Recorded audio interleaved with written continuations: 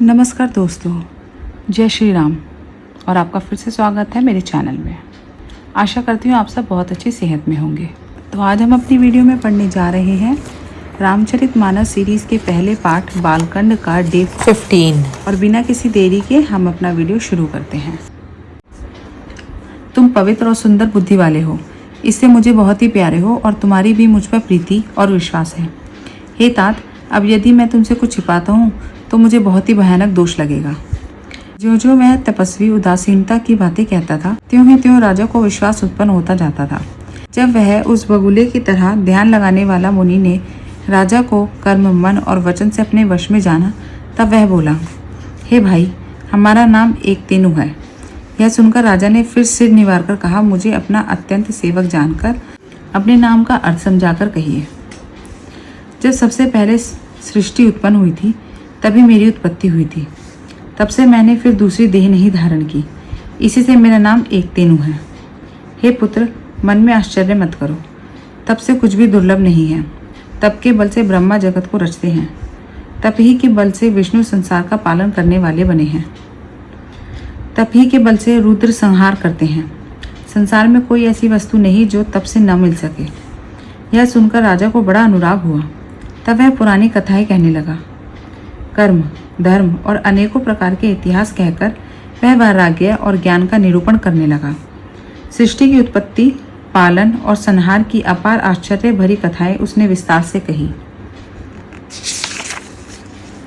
राजा सुनकर उस तपस्वी के वश में हो गया और तब वह उसे अपना नाम बताने लगा। तपस्वी ने कहा, राजन, मैं तुमको जानता हूँ, तुमने कपट किया, वह मुझे अच्छा लगा। हे राजन, सुनो, ऐसी नीति है कि राजलोग जहाँ तहाँ अपना नाम नहीं कहते। तुम्हारी वही चतुराई समझकर तुम पर मेरा बड़ा प्रेम हो गया है। तुम्हारा नाम प्रताप भानु है। महाराज सत्यकेतु तुम्हारे पिता थे। हे राजन, गुरु की कृपा से मैं सब जानता हूँ, पर अपनी हानि समझकर कहता नहीं। हे तात, तुम्हारा स्वाभाविक सीधापन, प्रेम, विश्वास और नीति में निपुणता देखकर मेरे मन में तुम्हारे ऊपर बड़ी ममता उत्पन्न हो गई है। इसलिए मैं तुम्हारे पूछने पर अपनी कथा कहता हूँ। अब मैं प्रसन्न हूँ, इसमें संदेह न करना। हे राजन, जो मन को भावे वही मांग लो। सुंदर वचन सुनकर राजा हर्षित हो गया और पैर पकड़कर उसने बहुत प्रकार से विनती की। हे दयासागर मुनि, आपके दर्शन से ही चारों पदार्थ, अर्थ, धर्म, काम और मोक्ष मेरी मुट्ठी में आ गए। तो भी स्वामी को प्रसन्न देखकर मैं यह दुर्लभ वर मांगकर क्यों न शोक रहित हो जाऊं। मेरा शरीर वृद्धावस्था, मृत्यु और दुख से रहित हो जाए। मुझे युद्ध में कोई जीत न सके और पृथ्वी पर मेरा 100 कल्प तक एक छत्र अकंटक राज्य हो। तपस्वी ने कहा, हे राजन, ऐसा ही हो, पर एक बात कठिन है, उसे भी सुन लो। हे पृथ्वी के स्वामी, केवल ब्राह्मण कुल को छोड़ काल भी तुम्हारे चरणों पर सिर निवारेगा। तप के बल से ब्राह्मण सदा बलवान रहते हैं, उनके क्रोध से रक्षा करने वाला कोई नहीं है। हे नरपति, यदि तुम ब्राह्मण को वश में कर लो तो ब्रह्मा, विष्णु और महेश भी तुम्हारे अधीन हो जाएंगे। ब्राह्मण कुल से जोर जबरदस्ती नहीं चल सकती। मैं दोनों भुजा उठाकर सत्य कहता हूँ। हे राजन, सुनो, ब्राह्मणों के शाप बिना तुम्हारा नाश किसी काल में नहीं होगा। राजा उसके वचन सुनकर बड़ा प्रसन्न हुआ और कहने लगा, हे स्वामी, मेरा नाश अब नहीं होगा। हे कृपा निधान प्रभु, आपकी कृपा से मेरा सब समय कल्याण होगा। एवमस्तु, ऐसा ही हो। कहकर वह कुटिल कपटी मुनि फिर बोला, तुम मेरे मिलने तथा अपने राह भूल जाने की बात किसी से कह दोगे तो हमारा दोष नहीं। हे राजन, मैं तुमको इसके लिए मना करता हूँ कि इस प्रसंग को कहने से तुम्हारी बड़ी हानि होगी। छठे कान में यह बात पढ़ते ही तुम्हारा नाश हो जाएगा। मेरा यह वचन सत्य जानना।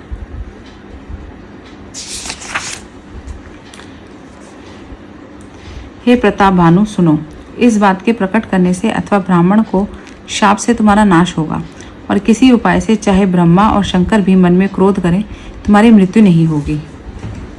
राजा ने मुनि के चरण पकड़कर कहा, हे स्वामी, सत्य ही है।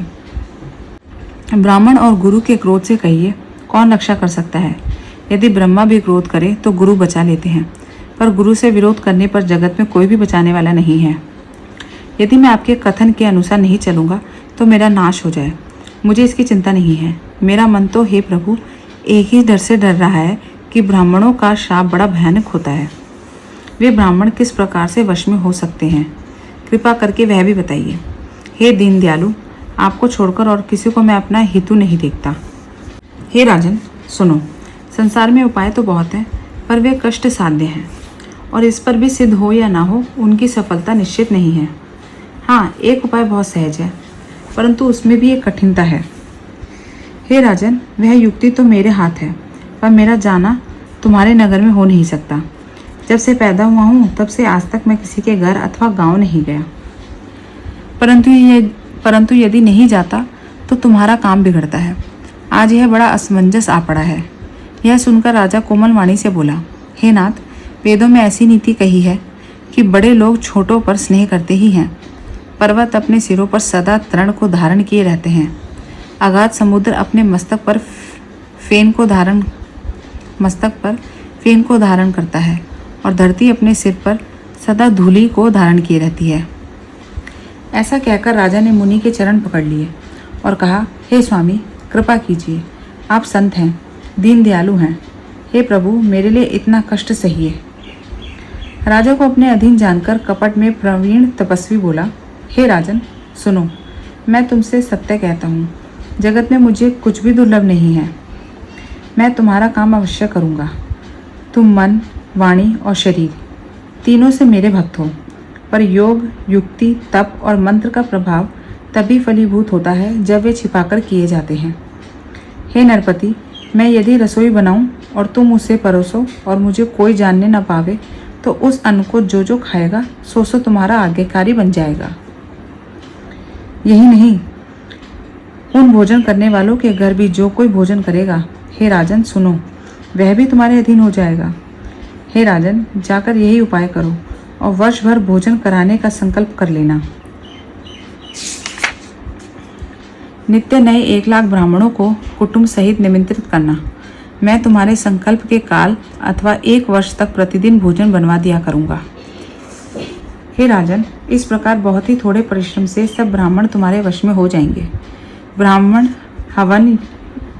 हवन यज्ञ और सेवा पूजा करेंगे तो उस प्रसंग से देवता भी सहज ही वश में हो जाएंगे। मैं एक और पहचान तुमको बताई देता हूँ कि मैं इस रूप में कभी ना आऊँगा। हे राजन, मैं अपनी माया से तुम्हारे पुरोहित को हर लाऊंगा।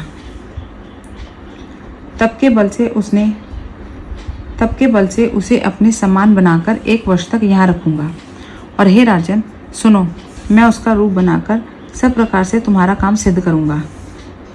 हे राजन, रात बहुत बीत गई, अब सो जाओ। आज से 30 दिन मुझसे तुम्हारी भेंट होगी। तब के बल से मैं घोड़े सहित तुमको सोते ही में घर पहुंचा दूंगा। मैं वही वेश धरकर आऊँगा जब एकांत में तुमको बुलवाकर सब कथा सुनाऊंगा, तब तुम मुझे पहचान लेना। राजा ने आगे मानकर शयन किया और वह कपट ज्ञानी आसन पर जा बैठा। राजा थका था, खूब गहरी नींद आ गई, पर वह कपटी कैसे सोता, उसे तो बहुत चिंता हो रही थी। उसी समय वहाँ कालकेतु राक्षस आया, जिसने सुअर बनकर राजा को भटकाया था। वह तपस्वी राजा का बड़ा मित्र था और खूब छल प्रपंच जानता था। उसके 100 पुत्र और 10 भाई थे, जो बड़े ही दुष्ट, किसी से न जीत जाने वाले और देवताओं को दुख देने वाले थे। ब्राह्मणों, संतों और देवताओं को दुखी देखकर राजा ने उन सबको पहले ही युद्ध में मार डाला था। उस दुष्ट ने पिछला वैर याद करके तपस्वी राजा से मिलकर सलाह विचारी और जिस प्रकार शत्रु का नाश हो वही उपाय रचा। भावीवश राजा कुछ भी न समझ सका। तेजस्वी शत्रु अकेला भी हो तो भी उसे छोटा नहीं समझना चाहिए। जिसका सिर मात्र बचा था वह राहु आज तक सूर्य चंद्रमा को दुख देता है। तपस्वी राजा अपने मित्र को देख प्रसन्न हो उठकर मिला और सुखी हुआ। उसने मित्र को सब कथा सुनाई। तब राक्षस आनंदित होकर बोला, हे राजन सुनो, जब तुमने मेरे कहने के अनुसार काम कर लिया तो अब मैंने शत्रु को काबू में कर ही लिया। तुम अब चिंता त्याग सो रहो। विधाता ने बिना ही दाव के रोग दूर कर दिया। कुल सही शत्रु को जड़ मूल से उखाड़ बहाकर चौथे दिन मैं तुमसे आ मिलूंगा। तपस्वी राजा को खूब दिलासा देकर वह महामायावी और अत्यंत क्रोधी राक्षस चला। उसने प्रताप भानु राजा को घोड़े सहित क्षण भर में घर पहुंचा दिया। राजा को रानी के पास सुलाकर घोड़े को अच्छी तरह से घुड़साल में बांध दिया। फिर वह राजा के पुरोहित को उठा ले गया और माया से उसकी बुद्धि को भ्रम में डालकर उसे उसने पहाड़ी की खोह में ला रखा। वह आप पुरोहित का रूप बनाकर उसकी सुंदर सेज पर जा लेटा। राजा सवेरा होने से पहले ही जागा और अपने आप को घर पर देखकर उसने बड़ा ही आश्चर्य माना। मन में मुनि का महिमा का अनुमान करके वह धीरे से उठा, जिसमें रानी न जान पावे। फिर उसी घोड़े पर चढ़कर वन को चला गया। नगर के किसी भी स्त्री पुरुष ने नहीं जाना। दोपहर बीत जाने पर राजा आया। घर घर उत्सव होने लगे और बधावा बजने लगा। जब राजा ने पुरोहित को देखा तब वह उसी कार्य का स्मरण कर उसे आश्चर्य से देखने लगा। राजा को 3 दिन युग के समान बीते। उसकी बुद्धि कपटी मुनि के चरणों में ही लगी रही। निश्चित समय जानकर पुरोहित आया और राजा के साथ की हुई गुप्त सलाह के अनुसार सब विचार उसे समझाकर कह दिया। संकेत का अनुसार गुरु को उस रूप में पहचानकर राजा प्रसन्न हुआ। ब्रह्मवश उसे चेत न रहा कि यह तापस मुनि है या काल केतु राक्षस। उसने तुरंत 1 लाख उत्तम ब्राह्मणों को कुटुंब सहित निमंत्रण दे दिया। पुरोहित ने 6 रस और 4 प्रकार के भोजन, जैसा कि वेदों में वर्णन है, बनाए। उसने मायामयी रसोई तैयार की और इतने व्यंजन बनाए जिन्हें कोई गिन न सकता। अनेक प्रकार के पशुओं का मांस पकाया और उसमें उस दुष्ट ने ब्राह्मणों को मांस मिला दिया। सब ब्राह्मणों को भोजन के लिए बुलाया और चरण धोकर आदर सहित बैठाया। जो ही राजा परोसने लगा उसी काल आकाशवाणी हुई, हे ब्राह्मणों, उठ उठकर अपने घर जाओ। यह अन्न मत खाओ, इसके खाने में बड़ी हानि है। रसोई में ब्राह्मणों का मांस बना है। विश्वास मानकर सब ब्राह्मण उठ खड़े हुए। राजा व्याकुल हो गया। उसकी बुद्धि मोह में भूल गई। होनहारवश उसके मुंह से एक भी बात न निकली। तब ब्राह्मण क्रोध सहित बोल उठे। उन्होंने कुछ भी विचार नहीं किया। अरे मूर्ख राजा, तू जाकर परिवार सहित राक्षस हो। तो चलिए दोस्तों, हम अपने आज के रामचरितमानस सीरीज़ के पहले पार्ट बालकांड को यही समाप्त करते हैं। आशा करती हूँ आपको यह पार्ट मेरे साथ सुनने में अच्छा लग रहा होगा। अगर आपने मेरे चैनल को लाइक शेयर सब्सक्राइब नहीं किया है तो प्लीज़ करिए, और तब तक आप अपना ध्यान रखिए। आपसे मिलती हूँ अगले वीडियो में। जय श्री राम, जय श्री हरि।